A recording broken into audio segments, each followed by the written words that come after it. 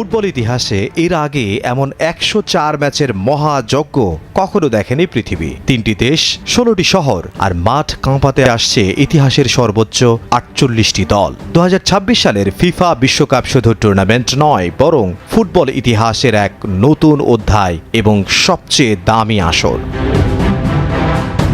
২০২৬ FIFA বিশ্বকাপ হতে যাচ্ছে ইতিহাসের সবচেয়ে বড় এবং দামি জাঁকজমকপূর্ণ বিশ্বকাপ, যেখানে পৃথিবীর প্রায় প্রতিটি প্রান্ত থেকে আসা ফুটবল যোদ্ধারা লড়বে সিলভিও গাজ্জানিগার গড়া সেই সোনালী ট্রফিটিকে মাথার উপর তুলে ধরার জন্য। তবে এবারের বিশ্বকাপের গল্প শুধু মেসি, নেইমার, রোনালদো, এমবাপ্পে বা ভিনিসিয়াসদের ঘিরেই নয়। এবারই প্রথম সবচেয়ে বেশি মুসলিম সংখ্যাগরিষ্ঠ দেশের উপস্থিতিও তৈরি করেছে নতুন আলোচনা। মধ্যপ্রাচ্য থেকে আফ্রিকা, মধ্য এশিয়া থেকে উত্তর আফ্রিকা, মুসলিম বিশ্বের এক অভূতপূর্ব শক্তিশালী প্রতিনিধিত্ব দেখা যাবে এবারের ফুটবল আসরে। কিন্তু আপনি কি জানেন এবারের বিশ্বকাপের সবচেয়ে দামি ফুটবলার কারা? আর এই আসরের সবচেয়ে বেশি পারিশ্রমিক পাওয়া কোচই বা কে? আর কোন দেশগুলো প্রথমবারের মতো বিশ্বকাপের আলোয় নিজেদের নাম লিখতে যাচ্ছে? নতুন ৪৮ দলের ফরম্যাটে শিরোপা জিততে এবার একটি দলকে খেলতে হবে রেকর্ড কয়টি ম্যাচ? আর ফুটবল ইতিহাসের দীর্ঘতম এই লড়াই শেষে কার হাতে উঠবে সোনালী ট্রফি? স্বাগত বিশ্বকাপ ২৬-এর সময় বিশ্লেষণে। চলুন এক নজরে জেনে নেওয়া যাক ইতিহাসের সবচেয়ে বড় বিশ্বকাপের অজানা গল্প, চমকে দেয়া পরিসংখ্যান, রেকর্ড ভাঙার সব হিসেব, আর পর্দার আড়ালে লুকিয়ে থাকা বিস্ময়কর সব তথ্য।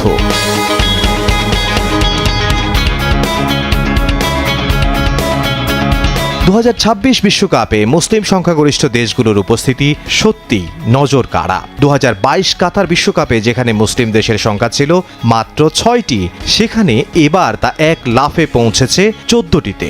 অর্থাৎ ৪৮ দলের এই মেগা আসরের প্রায় ৩০% মুসলিম সংখ্যাগরিষ্ঠ দেশ। মহাদেশ ভিত্তিক হিসেবে সবচেয়ে বেশি প্রতিনিধিত্ব এসেছে এশিয়া ও আফ্রিকা থেকে।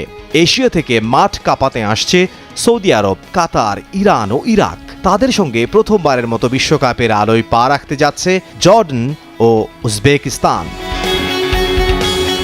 আফ্রিকা থেকে নাইজেরিয়া, সেনেগাল, আলজেরিয়া, তিউনিসিয়া, মিশর এবং ২০২২ বিশ্বকাপের সেমিফাইনালিস্ট মরক্কো।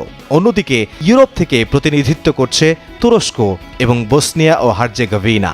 তবে উত্তর দক্ষিণ আমেরিকা অঞ্চল থেকে এবার কোনো মুসলিম সংখ্যাগরিষ্ঠ দেশ জায়গা করে নিতে পারেনি। এবারের বিশ্বকাপে রয়েছে কয়েকটি দারুণ প্রত্যাবর্তনের গল্প। প্রায় ৪০ বছর পর আবার বিশ্বকাপে খেলতে যাচ্ছে ইরাক, আর ২৪ বছর পর ফিরছে তুরস্ক।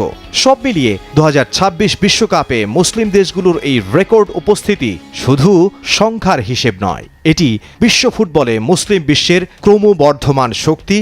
এবার আসা যাক টাকার অঙ্কে। এই কোটি কোটি ডলারের টুর্নামেন্টে সবচেয়ে দামি খেলোয়াড় কে?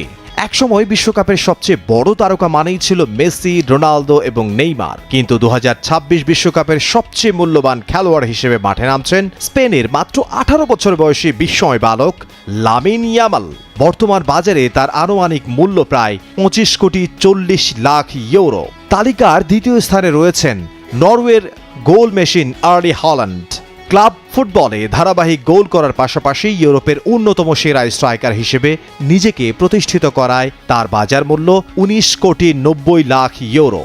তৃতীয় অবস্থানে আছেন ফ্রান্সের অধিনায়ক কিলিয়ান এমবাপ্পে, যার বাজার মূল্য ১৯ কোটি ইউরো। তার নেতৃত্বেই বাজার মূল্যের দিক থেকে সবচেয়ে দামি স্কোয়াড নিয়ে বিশ্বকাপে অংশ নিচ্ছে গতবারের রানার আপ ফ্রান্স।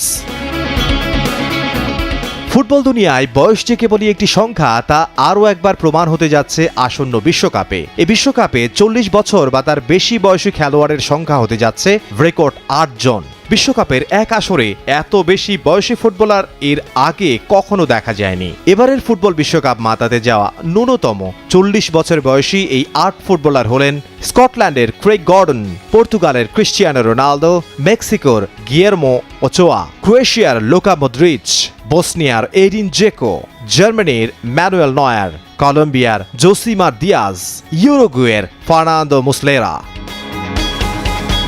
খেলোয়াড়রা তো মাঠে লড়বেন, কিন্তু ডাগ আউটের মাস্টার মাইন্ডদের পেছনে কার খরচ সবচেয়ে বেশি? এই তালিকার শীর্ষে আছেন ব্রাজিলের নতুন ডিরেক্টর বা কোচ কার্লো আনচেলত্তি। হেক্সামিশনের জন্য আনচেলত্তির ওপর অন্ধবিশ্বাস রেখে 2030 বিশ্বকাপ পর্যন্ত তার চুক্তির মেয়াদ বাড়িয়ে নিয়েছে ব্রাজিলিয়ান ফুটবল ফেডারেশন সিবিএফ। আর সেই বিশ্বাসের মূল্য হিসেবেই তাকে দেয়া হচ্ছে বার্ষিক বেতন 82,80,000 পাউন্ড। দ্বিতীয় স্থানে আছেন ইংল্যান্ডের টমাস টুখেল, যার বার্ষিক বেতন প্রায় 50,60,000 পাউন্ড। তৃতীয় স্থানে যুক্তরাষ্ট্রের মাউরিসিও পচেত্তিনো, তিনি পান প্রায় 45,30,000 পাউন্ড। এরপর রয়েছেন জার্মানির জুলিয়ান নাগেলসম্যান, যার বার্ষিক বেতন 42 লাখ পাউন্ড। এরপর উজবেকিস্তানের ফ্যাবিও ক্যানাভেরো, যার বার্ষিক বেতন 35 লাখ পাউন্ড, এবং পর্তুগালের রবার্তো মার্তিনেজ, যার বার্ষিক বেতন 35 লাখ পাউন্ড। ফ্রান্সের বিশ্বকাপ জয়ী কোচ দিদিয়ের দেশম বছরে আয় করেন প্রায় 33,10,000 পাউন্ড। বর্তমান চ্যাম্পিয়ন আর্জেন্টিনার কোচ লিওনেল স্ক্যালোনি পান প্রায় 28 লাখ পাউন্ড। তালিকার শেষ দুই স্থানে আছেন ইউরুগুয়ের কিংবদন্তি মার্সেলো বিয়েলসা এবং নেদারল্যান্ডসের রোনাল্ড কোমান। দুজনেরই বার্ষিক বেতন প্রায় 26,10,000 পাউন্ড। মেক্সিকোর ঐতিহ্য, কানাডার তীব্র শীত আর যুক্তরাষ্ট্রের চোখ ধাঁধানো স্টেডিয়াম, 3 দেশের মাটিতে বসতে যাওয়া এই মেগা আসর ভেঙে দেবে অতীতের সব রেকর্ড। 48 দলের নতুন সমীকরণে কে শেষ পর্যন্ত মাথায় তুলে নেবে ফুটবল বিশ্বের শ্রেষ্ঠত্বের মুকুট, হয়তো সময়ই বলে দেবে কার ঘরে যাচ্ছে সোনালী ট্রফি।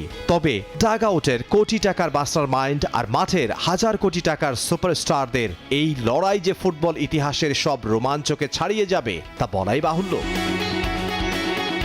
ফুটবলের দুই মহাতারকা লিওনেল মেসি এবং ক্রিশ্চিয়ানো রোনালদো দুজনই এখন ক্যারিয়ারের শেষ অধ্যায়ে দাঁড়িয়ে। হয়তো সময় উন্মোচন করবে সেই মহাকাব্যিক মুহূর্ত যেখানে শেষবারের মতো দেখা যেতে পারে তাদের বিশ্বকাপ মঞ্চে।